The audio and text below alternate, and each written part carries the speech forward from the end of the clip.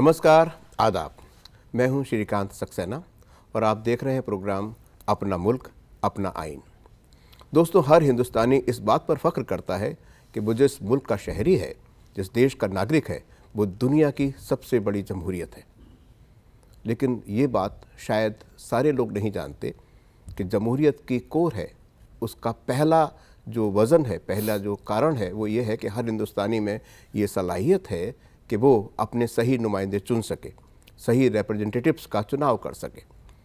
ये जिम्मेदारी हिंदुस्तान में दी गई है जिस संस्थान को, उसका नाम है इलेक्शन कमीशन या चुनाव आयोग। चुनाव आयोग को हमारे संविधान में, हमारे आइन में आर्टिकल 324 के तहत एक पूरी तरह ऑटोनोमस बॉडी की तरह से बनाया गया है।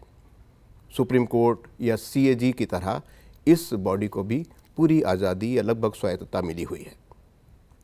हमारे साथ आज जो माहिरीन हैं, आमतौर पर हमारे इस प्रोग्राम में 2 माहिरीन या 2 एक्सपर्ट होते हैं, लेकिन आज जो माहिरीन या जो एक्सपर्ट हमारे साथ में हैं वो हैं जनाब सुरेंद्र कुमार मेहंदीरत्ता, जो तकरीबन आधी सदी तक इलेक्शन कमीशन से जुड़े रहे हैं। भारत ही नहीं बल्कि दुनिया के बहुत सारे देशों में उन्होंने अपनी सेवाएं दी हैं। कहीं इलेक्शन कमिश्नर के रूप में, कहीं इलेक्शन होने वाले हैं जहां पर वहां पे एडवाइज़र्स के रूप में। तो एक बहुत लंबा उनका अनुभव है। और सबसे अहम बात तो यह है कि एक किताब उन्होंने लिखी है, हाउ इंडिया वोट्स। मैं आपको अभी दिखाऊंगा। ये तकरीबन 2500 पन्नों की किताब है और इलेक्शन कमीशन में और आमतौर पर तो लोग इसको एक तरह से बाइबल कहते हैं। इतनी तवील और इतनी जानकारियों के साथ जो किताब आपने लिखी है, वो दुनिया भर में बहुत उसकी चर्चा है और चर्चित किताब है। स्वागत आपका मेहंदीरत्ता साहब।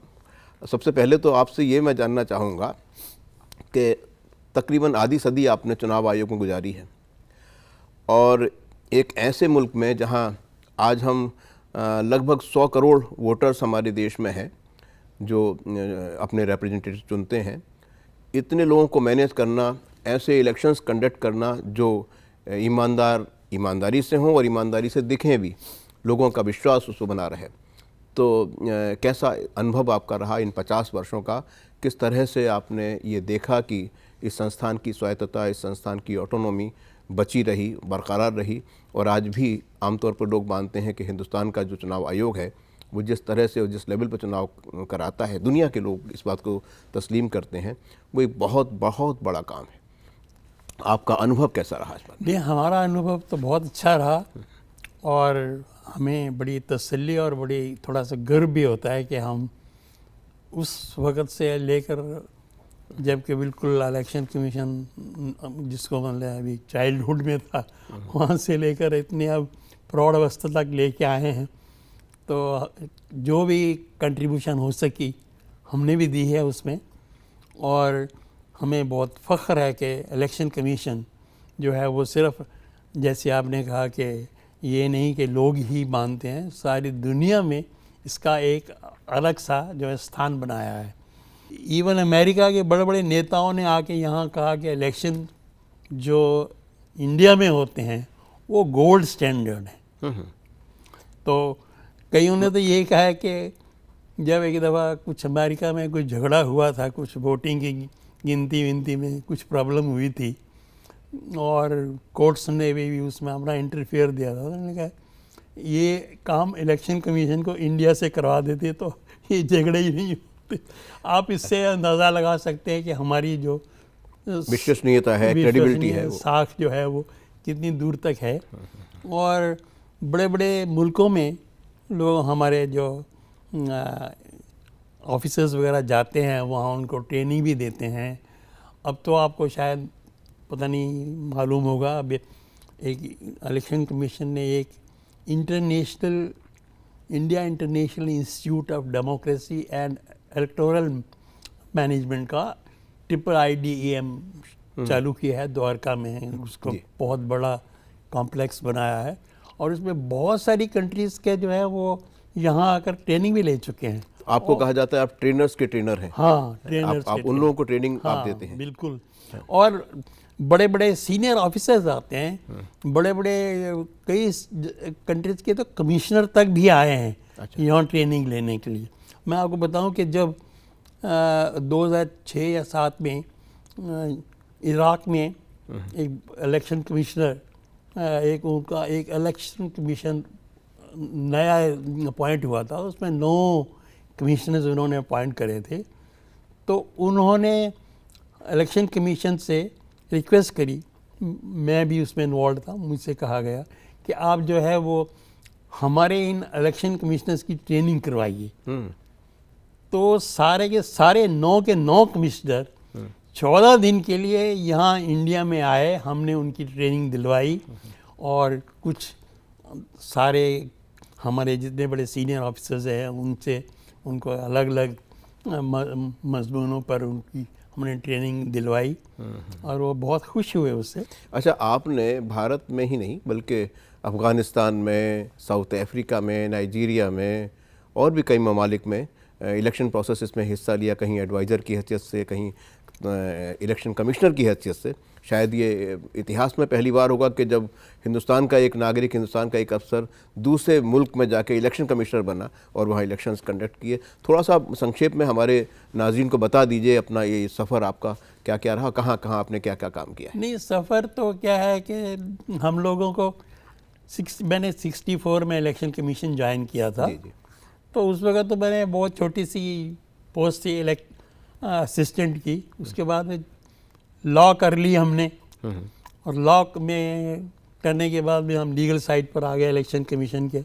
फिर वहाँ से superintendent legal, under secretary legal, secretary legal, director law, इस तरीके से चलते रहे।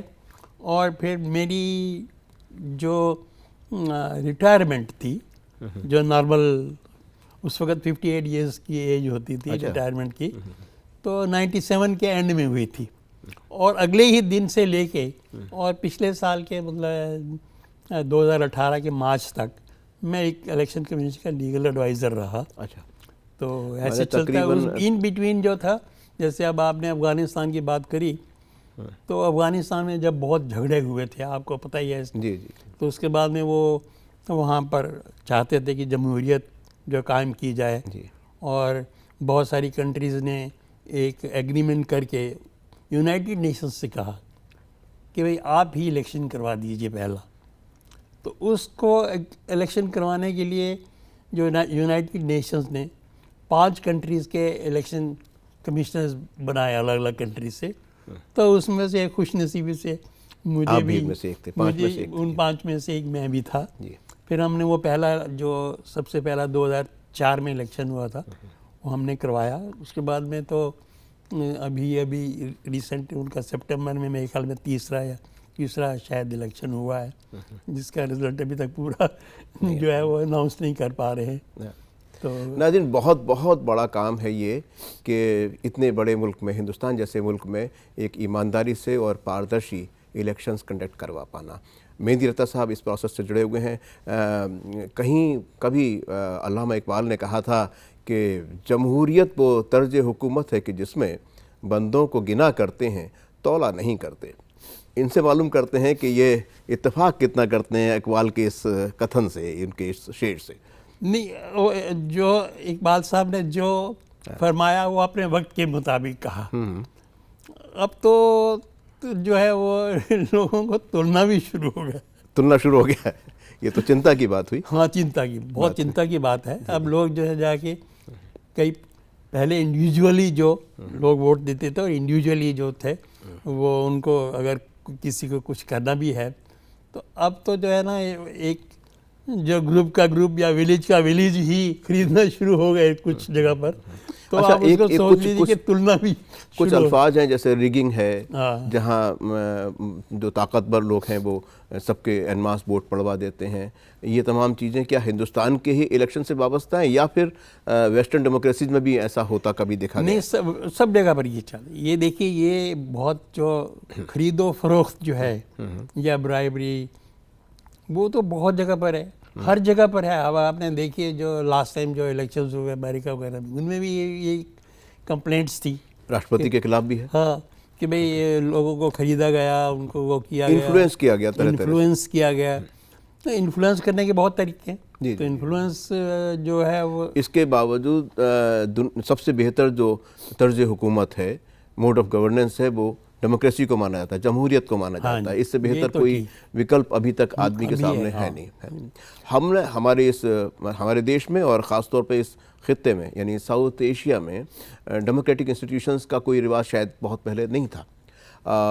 ये वेस्टर्न इंस्टीट्यूशन मानी जाती थी, लेकिन बहुत कम टाइम में, कम वक्त में हिंदुस्तानियों ने उसको अडेप्ट कर लिया, जबकि दूसरे ममालिक शायद उसको अपने लिए एक्सेप्ट नहीं कर पाए। यही वजह रही होगी कि बाकी देशों में, हमारे आसपास में डेमोक्रेटिक इंस्टीट्यूशन मजबूत नहीं हो पाए, जबकि हमारे यहाँ उसकी जड़ें बहुत गहरी हैं। नहीं, वो उसके लिए जो वो है, जो क्रेडिट है, उसको श्रेय जो है एक तो हमारी जनता को देगा सबसे पहले। हमारी जनता ने जिस हिसाब से जमहूरियत को एक्सेप्ट किया और उसमें इतने बढ़ चढ़ के हिस्सा लिया, और दूसरा जो सबसे बड़ा वो कारण था इलेक्शन कमीशन। एक तरह से कहें कि जो माशरे का, समाज का के विकास का एक इंडाइस ये भी है कि जहाँ पे तरक्की है या ह्यूमन डेवलपमेंट के लिहाज से जहाँ ज़्यादा इवॉल्व लोग हैं या जागरूक लोग हैं, वहाँ पे ये प्रोसेस ज़्यादा कामयाबी से लागू करी जा सकती है। नहीं, ऐसी बात, सिर्फ एक एजुकेशन ज़रूरी है, हर चीज़ के लिए एजुकेशन ज़रूरी है, लेकिन लोगों की अपनी जो वहाँ की वैल्यूज़ है ना, वो भी तो काउंट करती है ना, कि आप किस चीज़ को, जैसे अब हमारे शुरू में, अब हमारे यहाँ कोई इलेक्शंस कोई नई बात नहीं है। अगर हम अपना पुराना इतिहास देखें तो जो चंद्रगुप्त मौर्य और उनसे पहले भी जो राज्य गणतंत्र थे, उनमें भी सब लोग डेमोक्रेसी प्रिवेल करती थी। तो लेकिन उस वक्त क्योंकि जनता थोड़ी होती थी, तो उनको सबको बुला के भी लोग जो है एक जगह पे बैठ के भी फैसला करते थे। फिर बाद में सिस्टम हुआ कि भाई जो ग्रुप्स बनाने, बंडल बनाने शुरू हुए।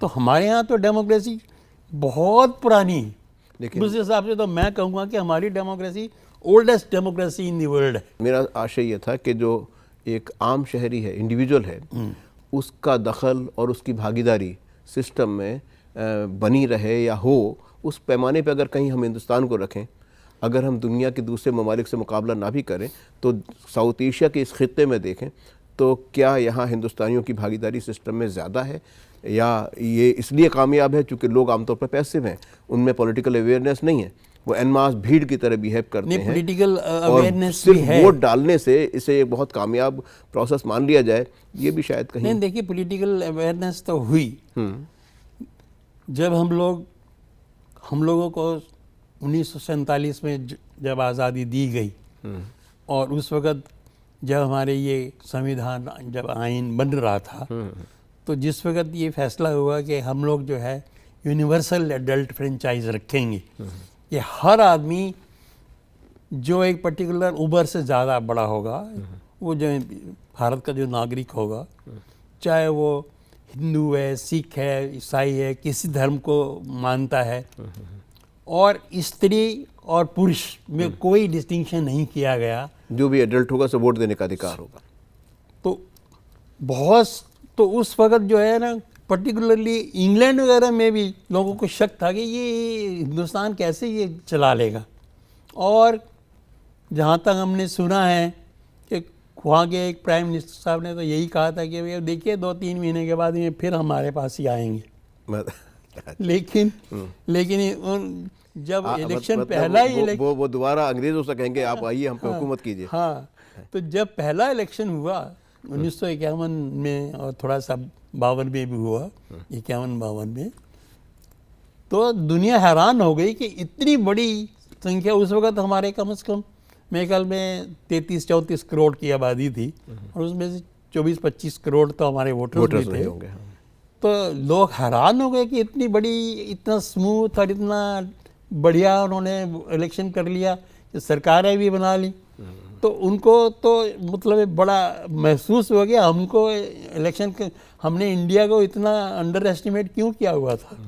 दोस्तों, बहुत महत्वपूर्ण बात मेहदी रता साहब बता रहे हैं, क्योंकि दुनिया के बहुत सारे ममालिक में, ख़ासतौर पर जो वेस्टर्न डेमोक्रेसीज कही जाती हैं, वहाँ एक बार एक झटके में वोटिंग का राइट नहीं दिया गया, जबकि हिंदुस्तान में ये एक ही दिन में तमाम बालिग लोगों को वोट देने का अधिकार दिया गया।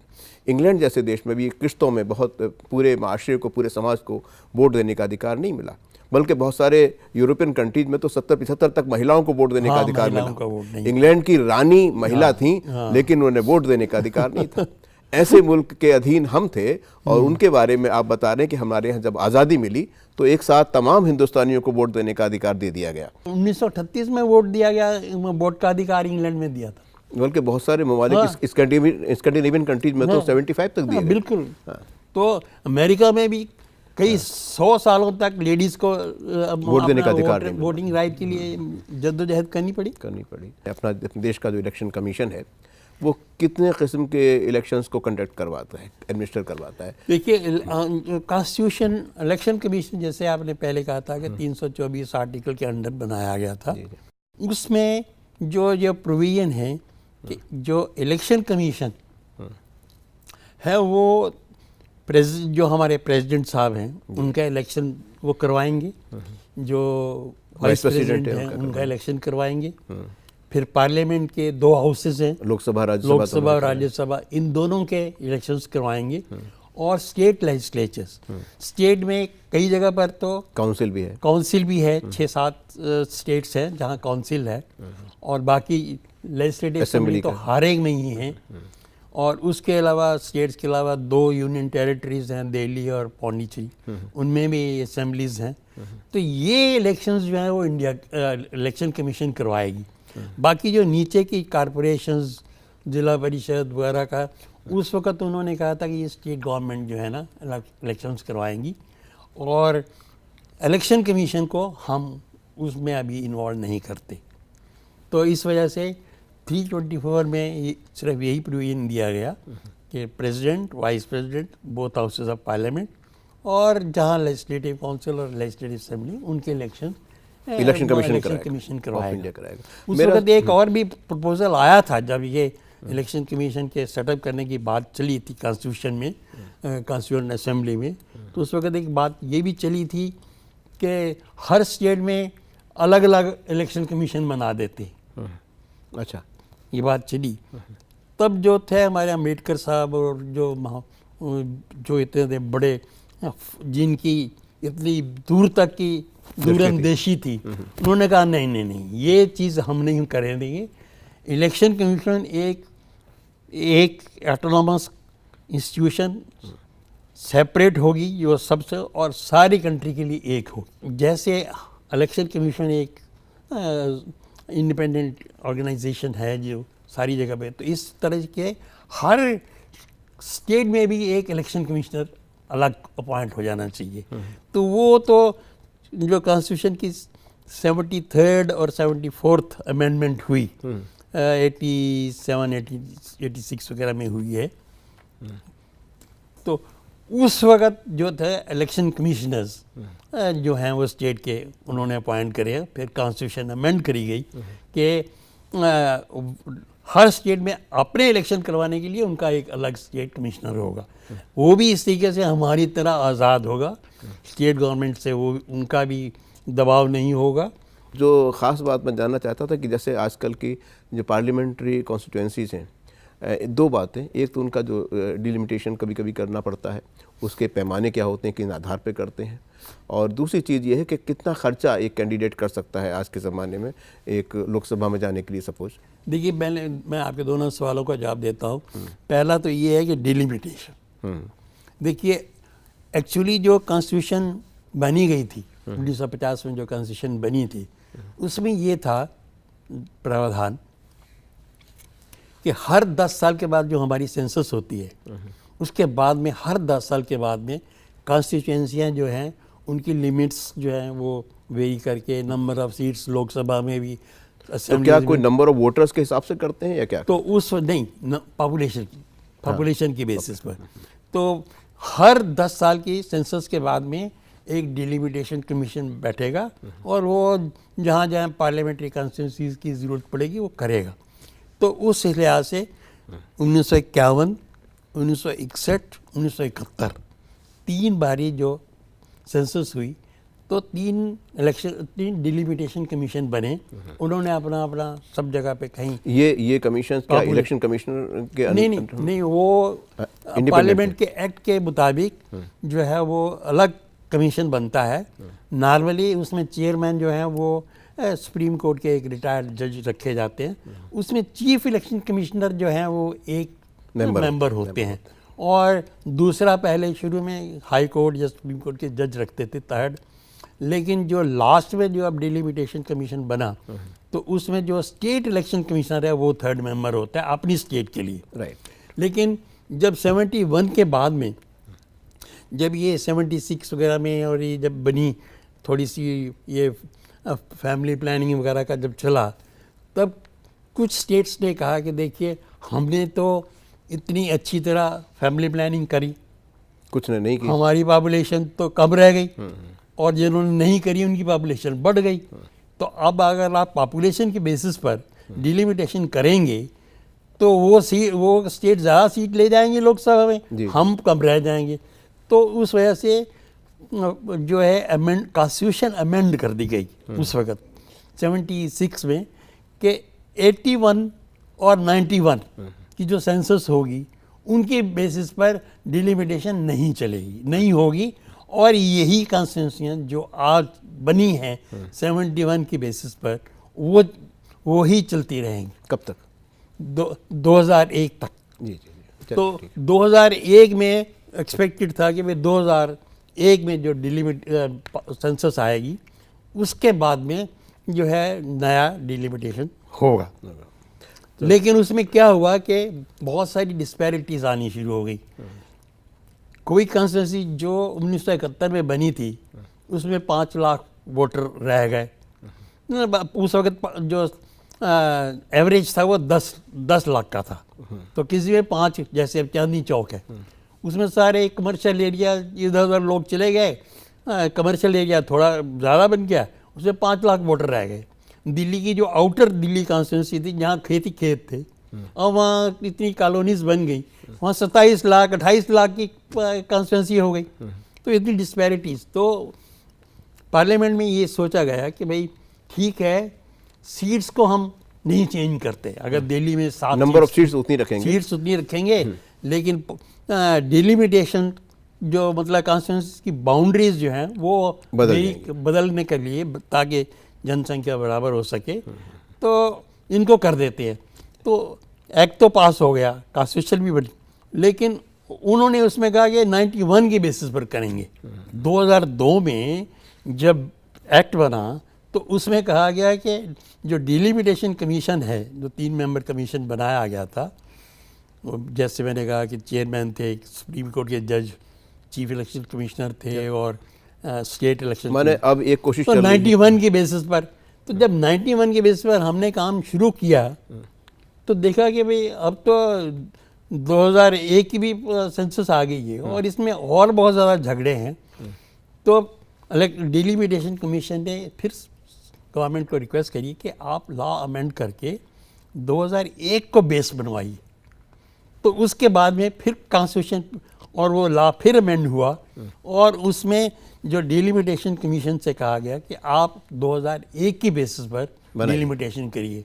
और फिर उसमें अब ये भी कह दिया गया है कि 2001 के बाद में जो डिलिमिटेशन होगी वो 2011 के बाद इफेक्ट नहीं करेंगे, उसको चेंज नहीं करेंगे, 2021 को भी नहीं करेंगे। तो नंबर ऑफ सीट पहले की तरह उतनी ही रहेंगी। और पार्लियामेंट अब जो कॉन्स्टिट्यूंसियाँ 2001 में बनी हैं, हमने सारी कॉन्स्टिट्यूंसियाँ जो रीडिलिमिट कर दी, उनकी बाउंड्रीज वगैरह सब एडजस्ट कर दिया।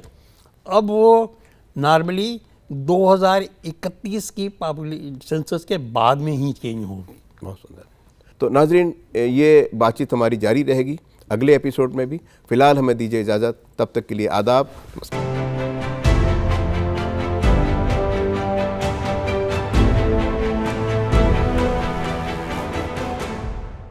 नमस्कार, आदाब दोस्तों, आप देख रहे हैं प्रोग्राम अपना मुल्क अपना आइन। हमारे साथ हैं एक्सपर्ट हमारे जनाब सुरेंद्र कुमार मेदी रत्ता, जो तकरीबन 50 साल तक इलेक्शन कमीशन से जुड़े रहे हैं अलग अलग हैसियत से, और जिन्होंने हमारे अपने देश के अलावा बहुत सारे देशों में इलेक्शन कमीशन की तरह से, कहीं न कहीं इलेक्शन कमिश्नर की हैसियत से, कहीं एडवाइज़र की हैसियत से काम किया है। आइए उनसे बात करते हैं, इस प्रोग्राम को जारी रखते हैं।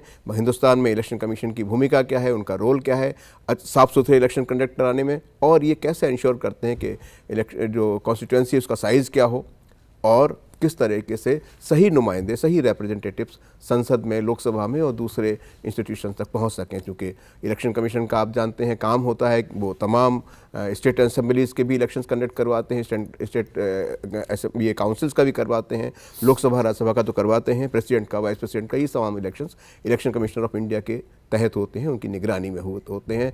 तो स्वागत मेहंदी रता साहब आपका दोबारा एक बार। हम लोग एक बात जानना चाहते हैं, एक हर इंसान के मन में ये सवाल उठता है कि ये जो खर्चा होता है, पहले कहा जाता था 10-12 हज़ार करोड़ रुपए खर्चा एक इलेक्शन में होता है, और अलग अलग वजूहात से ये होता है कि पूरा टेन्योर नहीं हो पाता और बीच ही में इलेक्शंस कई बार कराने पड़ते हैं। तो इतने महंगे इलेक्शंस हिंदुस्तान के हैं, जो दुनिया का एक गरीब मुल्कों में इसका शुमार है। तो कितना खर्च करने की छूट है एक कैंडिडेट को पार्लियामेंट्री कॉन्स्टिट्यूंसी में या लोकसभा के चुनावों में? ये सबसे पहली तो बात ये है कि डेमोक्रेसी तो महंगी तो है, तो इसलिए अगर इलेक्शन करवाने के लिए अगर हमको डेमोक्रेसी जो कि सबसे बेस्ट मतलब है गवर्नेंस का सिस्टम आज की तारीख में माना जाता है, तो खर्चा तो करना पड़ेगा। और उसके लिए ये ज़रूरी है कि हम जहाँ तक हो सके कम से कम खर्चा हो।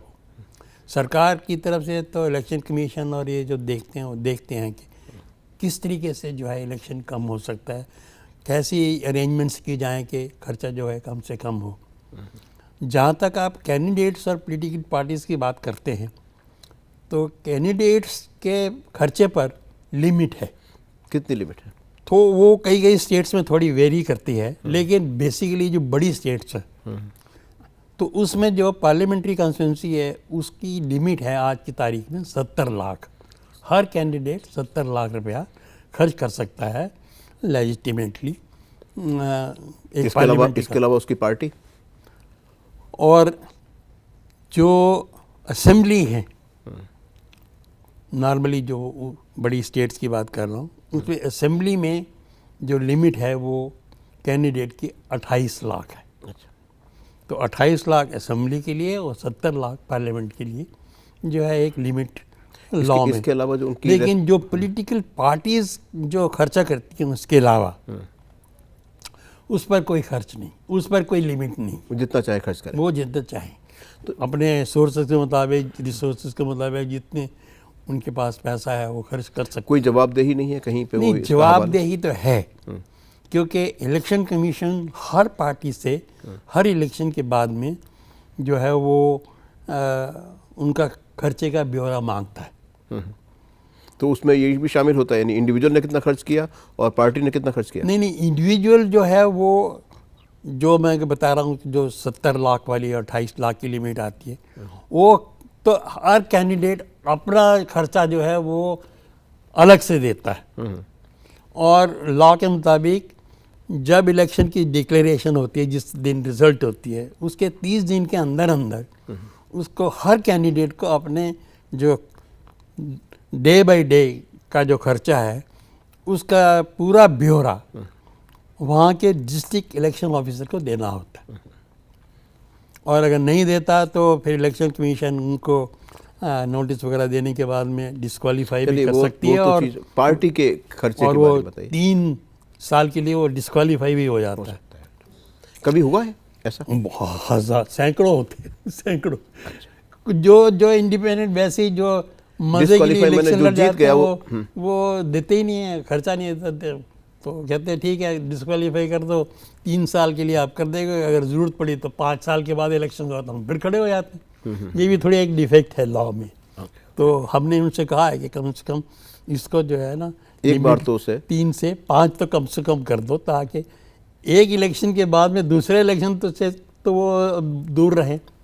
जहाँ तक आप पॉलिटिकल पार्टीज़ की खर्चे की बात करें तो लॉ में कोई रिक्वायरमेंट नहीं थी कि भाई जो है पॉलिटिकल पार्टीज़ जो है वो खर्चा का अपना ब्यौरा इलेक्शन कमीशन को देंगी। 1994-95 में एक पिटीशन सुप्रीम कोर्ट में फाइल हुई कि भाई पॉलिटिकल पार्टी जो है खर्च करती है, किसी को कुछ बताते नहीं है, कहानी करती है, और तो और इनको इनकम टैक्स की एग्जम्पशन मिलती है। ये जो है वो अपनी इनकम टैक्स रिटर्न्स भी फाइल नहीं करते। अच्छा। जब सुप्रीम कोर्ट ने पूछा फाइनेंस मिनिस्ट्री से भाई कौन कौन से पॉलिटिकल पार्टीज़ हैं जो आपको हर साल खर्चे का अकाउंट देती हैं, जिसकी वजह से आप उनको इनकम टैक्स की एग्जेम्पशन दे रहे हैं, तो गवर्नमेंट को थोड़ी सी एम्बेरसमेंट हुई कि 2-3 पार्टियों को छोड़कर कोई पार्टी उनको अकाउंट ही नहीं दे रही थी। अब देती हैं। उसके बाद में फिर वो उन्होंने कहा, सुप्रीम कोर्ट ने कहा कि भाई ये एक तो ये उनसे कहा कि भाई इनकम टैक्स वालों के आप हर साल इनकी इनकम टैक्स की जो रिटर्न्स लेंगे उनको ऑडिट करेंगे, तो वो अब करते हैं। दूसरा, उसमें उन्होंने सुप्रीम कोर्ट ने एक बहुत बढ़िया एक्सप्रेशन यूज़ किया कि आर्टिकल 324 में कंडक्ट ऑफ इलेक्शंस जो है वो उस एक्सप्रेशन को यूज़ करके उसकी जो सारी अथॉरिटी है वो इलेक्शन कमीशन में वेस्ट की है। तो वो जो कंडक्ट ऑफ इलेक्शंस इतना मतलब वास्ट टर्म है कि उसमें अगर पॉलिटिकल पार्टीज का खर्चा भी अगर इलेक्शन कमीशन मांगे तो भी देना पड़ेगा। तो उससे 95 की जजमेंट के बाद में हम हर जनरल इलेक्शन के बाद में हर पॉलिटिकल पार्टी जो रिकग्नाइज कोई हम लोग ज़्यादा जोर देते हैं, तो हर रिकग्नाइज पॉलिटिकल पार्टी जो है वो अपना खर्चा जो है वो इलेक्शन कमीशन को देगी।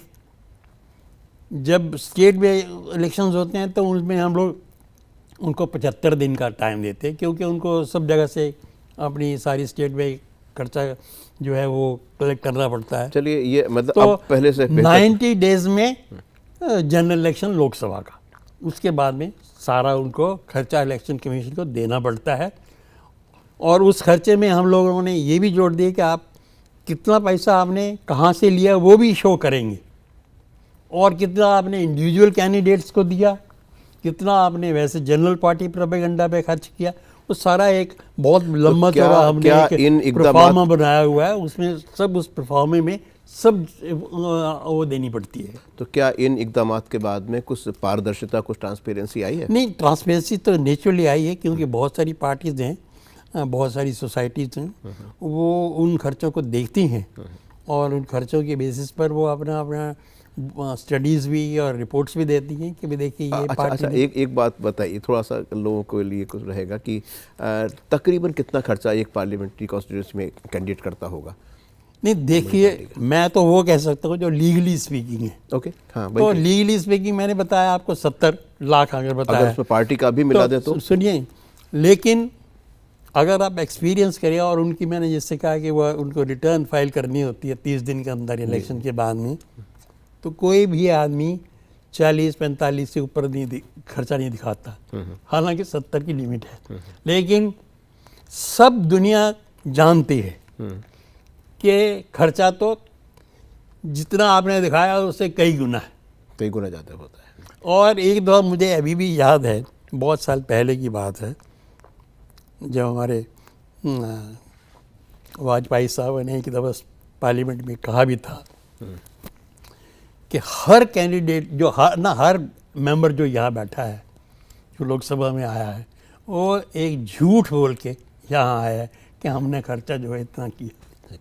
He made that observation. अच्छा, एक सवाल जहन में आता है कि आम हिंदुस्तानी की आमदनी इन दिनों 20-25 रुपये रोज़ मानी जाती है, ये एक अगर आमदनी के हिसाब से देखें, और बड़ी आबादी ऐसी है, और डेमोक्रेसी इस बुनियाद पे मबनी है कि हर हिंदुस्तानी की भागीदारी सिस्टम में होगी, डेमोक्रेसी में होगी, जमहूरियत में होगी। तो जहाँ पर कुछ करोड़ रुपए खर्च करके एक आदमी 5 साल के लिए नुमाइंदा चुना जाता है, तो जो बहुत बड़ी आबादी है उसका रोल इसमें कितना है और क्या जगह उसकी है इस डेमोक्रेसी में? इस बारे में डेमोक्रेसी तो मतलब है कि democracy means the government of the people, by the people, for the people.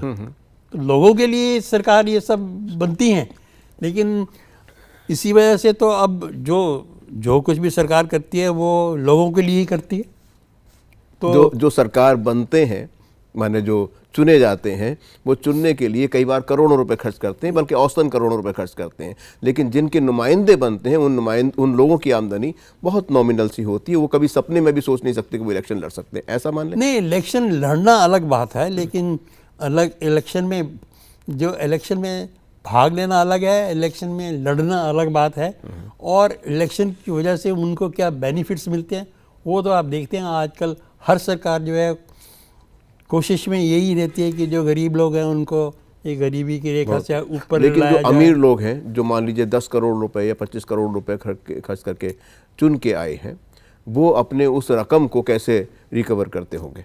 यही एक बहुत बड़ा सवाल है, जो कहते हैं ना विशियस सर्कल है एक, कि जब आप इतना खर्चा करते हैं तो अब ये एक पॉलिटिशियंस के लिए भी एक समझ लीजिए कि एक बिजनेस भी कई जगह पर हो गया है कि जब आपने इतना करोड़ों रुपए खर्च किया है तो उसके लिए आपको रिटर्न भी करना चाहिए। तो सबसे पहले तो आप कोशिश करेंगे कि इसी तरीके से कि जो मैंने खर्च किया वो तो मुझे मिल जाए, और फिर दूसरा उसको ये भी है कि अब आगे अगला इलेक्शन भी लड़ना है, उसके लिए भी कुछ मिल जाए तो अच्छा है। अच्छा, क्या आपका इशारा ये है कि उसमें कॉरपोरेट वर्ल्ड के भी कुछ चाकर हैं जो कि चुन जाते हैं, या दूसरे ममालिक के, या ऐसे लोग जो कि जिनके अपने बिजनेस इंटरेस्ट होते हैं, वो इस सिस्टम का नाजायज़ फ़ायदा उठा के और चुन जाते हैं? ऐसा हो जाता नहीं, होगा? ऐसा मतलब है कि ये जो कॉरपोरेट हाउसेस वगैरह तो हमने देखा है। अब दूसरे देशों की सरकारें हमने कोशिश की कि मतलब है वो ना कर पाएँ, इस वजह से जितना भी पोलिटिकल पार्टीज के फंड वगैरह है वो बाहर से वो कुछ पैसा नहीं दे सकते। तो अब कोई अगर कहीं से कोई ऐसा करता होगा तो अंडर हैंड डीलिंग्स तो मैं कह नहीं सकता। ये है कि इतने गरीब मुल्क के इतने महंगे इलेक्शंस हो रहे हैं, क्या इसका ये हल एक नहीं था जिसकी कई बार चर्चा हो चुकी है कि स्टेट खुद फंड करे पूरी इलेक्शन प्रोसेस को, जैसे कई बार शायद हमारे प्रधानमंत्री ने भी कहा इस पर भी। और दूसरी बात ये भी कि एक साथ में तमाम इलेक्शन करवा दें, राज्य के भी, पंचायतों के भी, ज़िले के भी और केंद्र के भी। इसमें प्रधानमंत्री ने कहा भी था पिछले दिनों। इसमें क्या मुश्किलें आती हैं? नहीं, ये जो प्रपोजल है ना कि सारे इलेक्शंस इकट्ठे करवाए जाए और स्टेट फंड भी करे सारे इलेक्शन को, तो जो सबसे पहले तो ये है कि जो सारे इलेक्शंस इकट्ठे करवाए जाएं, एक बहुत अच्छी जो है वो सुझाव है, बहुत अच्छा। उसमें सिर्फ ये है कि पॉलिटिकल पार्टीज़ को आपस में थोड़ा सा वो कोई कहते हैं नहीं, स्टेट के जो इश्यूज़ अलग होते हैं, नेशनल इश्यूज़ अलग होते हैं, नीचे वाले इलेक्शंस जो हैं वो अलग बेसिस पर लड़े जाते हैं। लेकिन सबसे बड़ी जो इसमें अड़चन है वो कॉन्स्टिट्यूशन की अमेंडमेंट करनी पड़ेगी। अच्छा, क्योंकि कॉन्स्टिट्यूशन में लिखा है कि इसकी 5 साल की टर्म होगी, इसकी 5 साल की टर्म होगी, इस 5 साल की। लेकिन उसमें ये भी है कि भाई 5 साल से पहले अगर किसी वजह से हो सकता है तो प्रीमेच्योरली डिसॉल्व कर दो। प्रेसिडेंट का कहीं रूल और लग जाता है, कहीं सरकार गिर जाती है, कुछ आपस में झगड़े हो जाते हैं, तो उस वजह से साइकिल जो है वो 5 साल वाला इलेक्शन वो साइकिल मैं अगर ये कहूँ कि जिस दिन सरकार की विल होगी, जिस दिन लोकसभा चाहेगी, उस दिन ये लागू हो जाएगा कि भाई एक साथ इलेक्शंस हो, ऐसा हम मान लें? नहीं, उसमें लोकसभा की तो है, लेकिन उसमें कम से कम ये कॉन्स्टिट्यूशन में भी ये एक प्रोविजन है कि कम से कम हाफ ऑफ द स्टेट्स में भी रेटिफाई करना पड़ेगा उनको।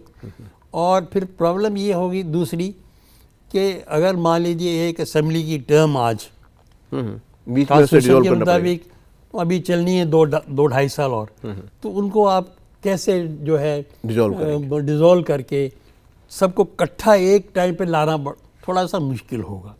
और पॉलिटिकल पार्टी की विल तो जब आप देख ही रहे हैं कि कितने जो इतनी अच्छी अच्छी प्रपोजल्स हैं उनकी बेसिस पर भी खाम में लोगों को जो है। चलिए दूसरी चीज़ पे आते हैं जिसके लिए हिंदुस्तान की बहुत तारीफ होती रही है, वो है EVMs, इलेक्ट्रॉनिक वोटिंग मशीन, है ना। इस मामले में अपोजिशन पार्टी जब वो हार जाती हैं, यानी वो पार्टी जो हार जाती है, तो वो शिकायत अक्सर ये करती है कि भाई जो EVM है बड़ी दोषपूर्ण है, इनको टेम्पर किया जा सकता है, आप एक जगह वोट दीजिए किसी और जगह चला जाएगा, और ऐसी शिकायतें अक्सर, हालांकि वही करती हैं जब वो हार जाते हैं।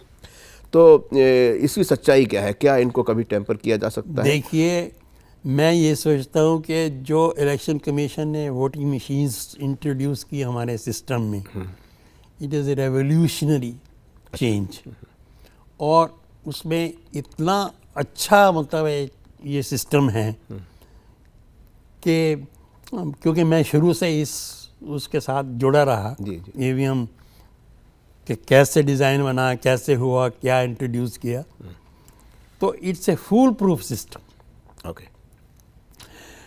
ये जितने भी सब लोग जो कहते हैं कि ये इस तरह से बदल सकता है, इस तरह कुछ, कभी कोई करके तो दिखाया ना। कितनी बारी तो इलेक्शन कमीशन ने चैलेंज दिया सबको कि भाई आइए ये मशीनें पड़ी हैं, इनको करके दिखा दीजिए हमको।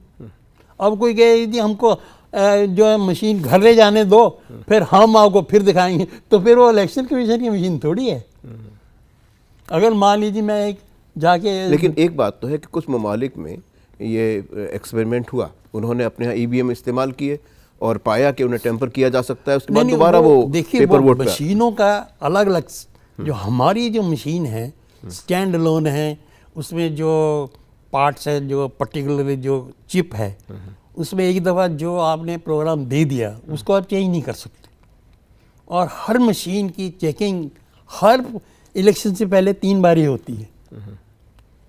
तो फिर क्या, और जो आप पॉलिटिकल दूसरी स्टेट्स की बात कर रहे हैं, कंट्रीज़ की बात कर रहे हैं, उसमें ये था कि एक पर्टिकुलर एक कंट्री में कुछ मशीनें बनाई, मैं नाम नहीं लूँगा अदरवाइज ठीक, तो उन्होंने जो इर्द गिर्द की 3-4 कंट्रीज़ थी उसमें उन्होंने उनको दिखाया और उनको लगा कि बड़ा इजी सिस्टम है, तो उन्होंने ले ली। लेकिन वो मशीनें जो थी वो टेम्पर की जा सकती थी, क्योंकि उनका सिस्टम जो था वो अलग था, वोटिंग सिस्टम। तो जिसकी बेसिस पर वो एक जगह पे फेल हो गई तो सारी जगह पे फेल हो गई, फिर कहना शुरू कर दिया वोटिंग मशीन सिस्टम ही गलत है। ये तो बात गलत नहीं है। हमारी मशीन जो है, हमने इतनी कंट्रीज़ वाले जो आके देखते हैं वो कहते हैं वाकई आपने बहुत बढ़िया मशीन बनाई हुई। अच्छा, और मैं आपको बता रहा हूँ बहुत बड़ी, क्योंकि एक यहाँ हमारे लोकसभा में एक वो है bureau of parliamentary studies and training, उसमें हर साल में वो 3-4 ट्रेनिंग कोर्सेज करते हैं बहुत सारी कंट्रीज़ के, जो सीनियर पार्लियामेंट के और दूसरे ऑफिसर्स आते हैं ट्रेनिंग वगैरह के लिए। तो हर जो उनको भी हम दिखाते हैं, वो भी इलेक्शन कमीशन में भी आते हैं, हम उनको लेक्चर वगैरह देने के लिए भी जाते हैं।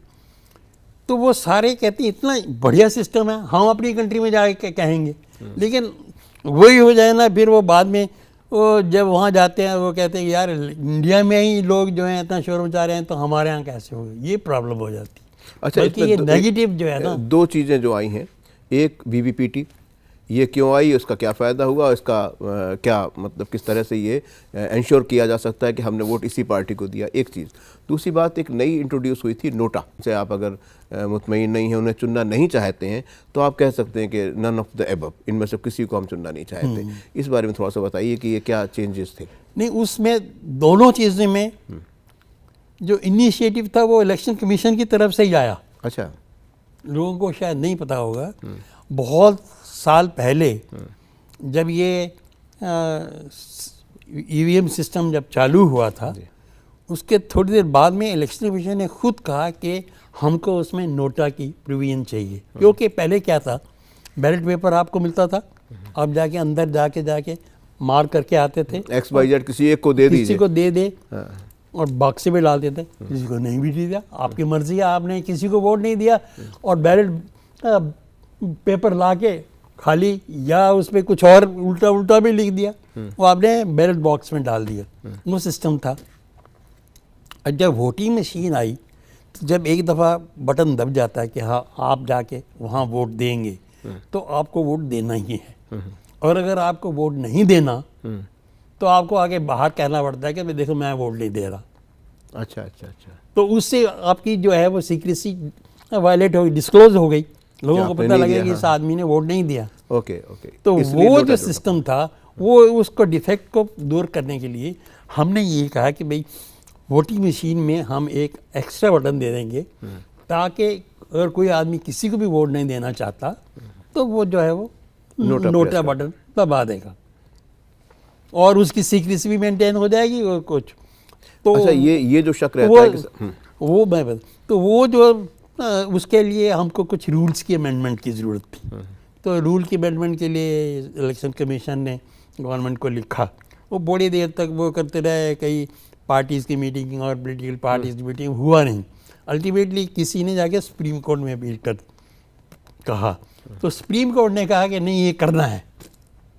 तो हम तो पहले ही करने को तैयार थे। तो उसमें क्या है, 15 कैंडिडेट की वजह 16वां कैंडिडेट हमने नीचे वो नोटा कर दिया और नोटा का ताकि और नोटा का एक सिंबल भी बनवा दिया, तो ताकि लोगों को पता लगे कि भाई ये सिंबल जो है ये नोटा का है। वो सिंबल की डिजाइनिंग बता दीजिए, कहाँ से वो डिज़ाइन हमने ऐसे ही बनाया, वोटिंग मशीन जो होती है उसी को ऊपर क्रॉस कर दिया, वो नीचे।